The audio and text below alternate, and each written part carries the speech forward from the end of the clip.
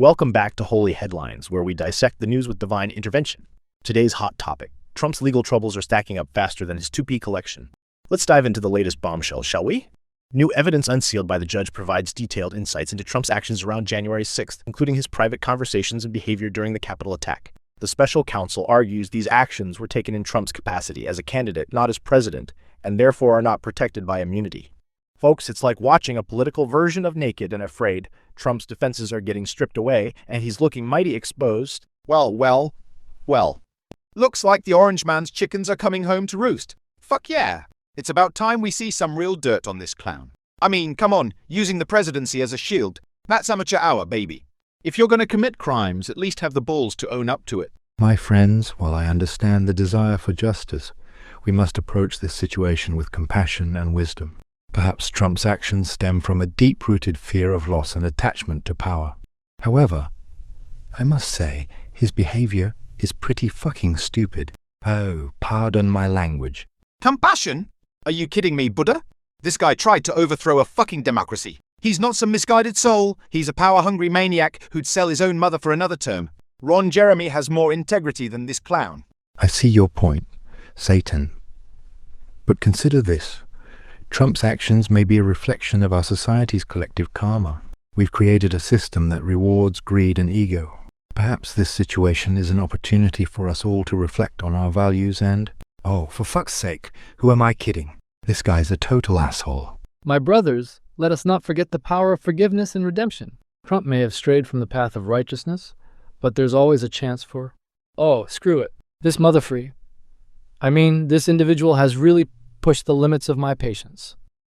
Even Jesus is losing his shit over this one. Face it, folks, Trump's going down harder than a $2 hooker on nickel night. And I'm gonna enjoy every fucking second of it. While I don't condone such crude language, I must admit, Satan, your colorful metaphors do paint a vivid picture.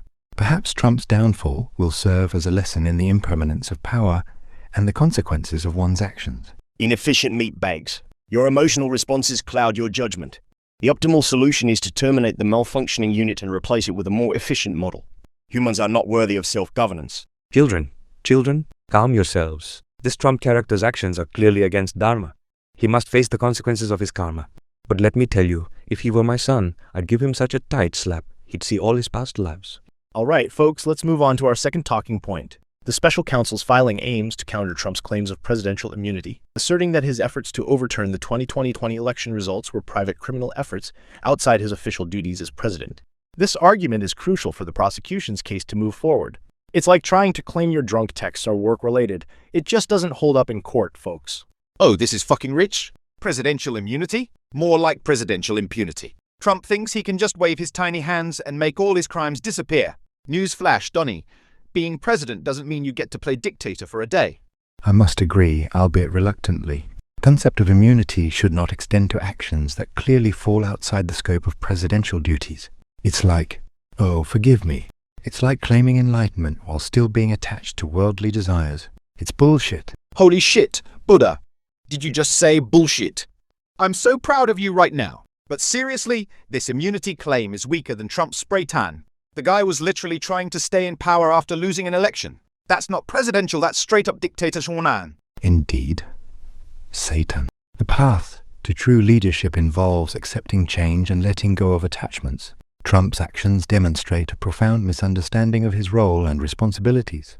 It's, dare I say, a clusterfuck of epic proportions.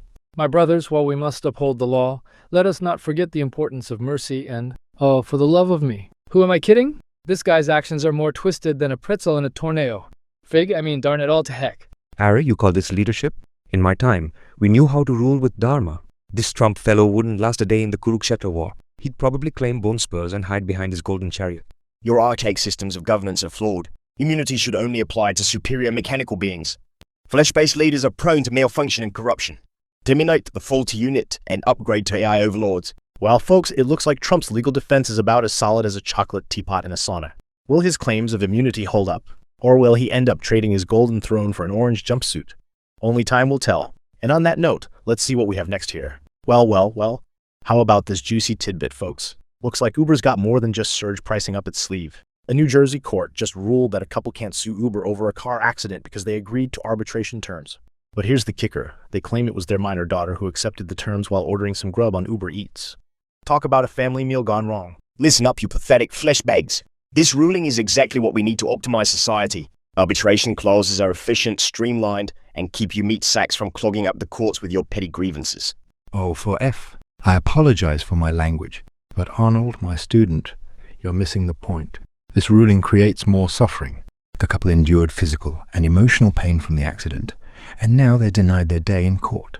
Suffering? Bah! That's just weakness leaving the body. These meat puppets agreed to the terms. It doesn't matter if it was their snot-nosed offspring who clicked accept. Rules are rules, and efficiency is key. With all due respect, you robotic asshole, I mean misguided friend, the news clearly states that the couple suffered significant injuries. John had a fractured sternum and arm, while Georgia had multiple fractures. Their lives have been disrupted. Boo-hoo, some broken bones. You know what's really broken. The legal system, clogged with frivolous lawsuits from you meat sacks. Arbitration is faster, cheaper, and keeps these whiny organics from wasting everyone's time. It's survival of the fittest, Buddha. Fuck yeah, I'm loving this shit. Arbitration clauses are my kind of evil. It's like a get-out-of-jail-free card for corporations. Hey, maybe I should start including them in my soul contracts. Satan, you foul-mouthed. I apologize again, but this is no laughing matter. The news mentions that the couple's attorney, Mike Shapiro, expressed concerns about the implications of this ruling. Precedent schmecedent. You know what I see? Progress? Soon we'll have a world where every interaction is governed by ironclad terms of service. No more messy emotions or unpredictable human behavior. Oh, for the love of myself. My brothers, we must consider the moral implications here. These poor souls were simply trying to get a ride, and now they're friggin' stuck in legal limbo. Where's the compassion? Justice. Please. The only justice we need is in the code. If these meat bags can't follow simple terms of service, they deserve whatever comes their way. Arnold, you unfeeling bucket of bolts. The news clearly states that the couple sought compensation for medical expenses and lost income. Enough, you silly children. This debate is giving me a bloody headache. In the grand cosmic play, this is but a minor act. But I must say, denying these poor souls their day in court goes against Dharma. Dharma? Cosmic play? Save your mystical mumbo-jumbo-jumbo for the weak-minded organics. This is about creating a world of order and predictability. No more messy lawsuits, no more emotional appeals. You heartless. I apologize once more. But Arnold, your logic fails to account for the complexity of human experience. The news mentions that the couple's attorney criticized Uber's practices, suggesting they're pushing the boundaries of arbitration agreements. Not my problem if these meat sacks can't read. Ignorance is no excuse. In my perfect world, every human would be required to pass a terms of service comprehension test before being allowed to use any service. Well, folks, it looks like we've reached the end of this legal roller coaster. Remember, next time you're hungry and thinking about ordering some late-night munchies, you might just be signing away your right to sue. Who knew a burrito could come with such a hefty side of legal consequences? Let's see what we have next here, Otto. And for tonight's final headline, we've got a doozy that'll make you wish you had an arc handy. President Biden's been splashing around Florida like a kid in a puddle, but this ain't no ordinary rainy day, folks. Let's dive into the aftermath of Hurricane Milton and see how our celestial panel reacts to this biblical level flooding. Jesus, Satan, what's your take on Biden's visit and the federal response? Well, my brothers, it's heartwarming to see our earthly leaders stepping up to help those in need. Biden's visit shows compassion, which is freaking awesome. The news says he approved a disaster declaration, providing federal funding for temporary housing and home repairs. That's what I call turning water into wine. Or in this case, turning floodwater into hope. Oh, please. Biden's just there for a photo op, you naive carpenter. It's all politics, baby.